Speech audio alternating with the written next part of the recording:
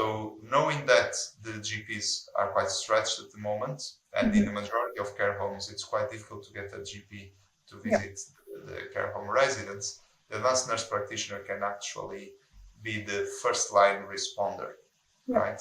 And for example, if there is a change detected in a particular person, they can go to the initial assessment, diagnose that person straight away, or if it's something more complex, they can then liaise with the GPs or with other professional paramedics and so on to get the quicker and the most effective response to the person from a clinical point of view. So student nurses spend time with the advanced nurse practitioner, and when they do the placements with us, they always love to work alongside the advanced nurse practitioner because they can see how they can progress their knowledge and career as nurses to become potentially one day a nurse. So we are showing them another career progression option. You know, it's not just be a nurse, be a matron and so on, but you can also be an advanced nurse practitioner.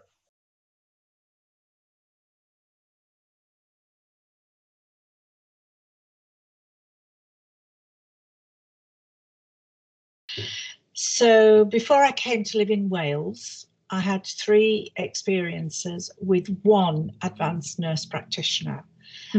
She introduced herself to me as an advanced nurse practitioner. I saw her in the doctor's surgery. I saw her in a drop-in centre, which was a little bit like A&E, and she came to my home. So after the first time, of course, we recognised each other and we started to know each other. I found her care fantastic.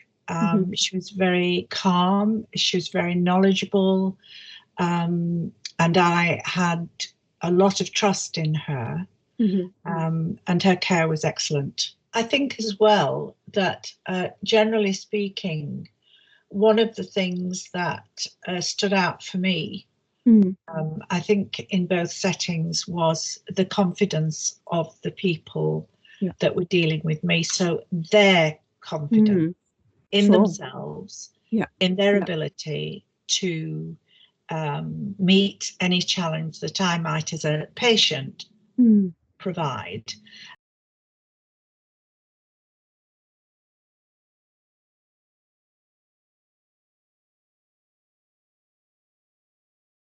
Group. I'm really interested to know how the public voice emerged when you started talking about it.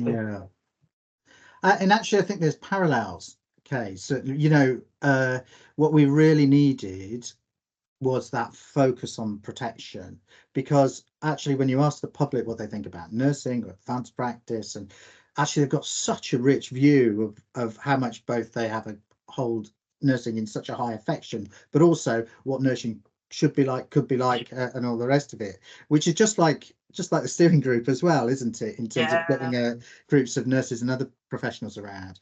But that focus on public protection, they said a few things that I think were really, really important. The first thing is public protection is paramount for a regulator. I think everybody was clear about that. And once the group started thinking and talking in that vein, they started coming up with other ideas about, absolutely, this needs, as you know, we recognize the fact of these roles that nurses are doing that are extended, more complicated, more autonomous, you know, with much higher levels of accountability. So yes, of course, that needs and requires, we think, or they thought, a higher level of regulation than we currently have got. Talked about the importance of people recognizing the value of the profession, but how important it is to encourage public confidence. We can only do that by listening to the public voice, can't we?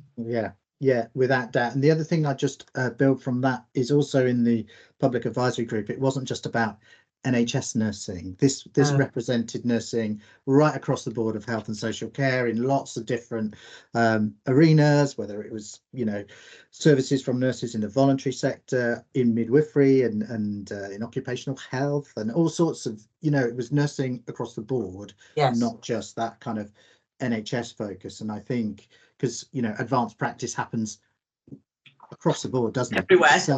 So, and I think it was great to have some representatives in the public advisory group that had received, you know, support from our advanced practitioners outside of NHS, you know, so it adds another dimension, you know, so we're trying to speak for all of nursing, like you say, and midwifery. Yes.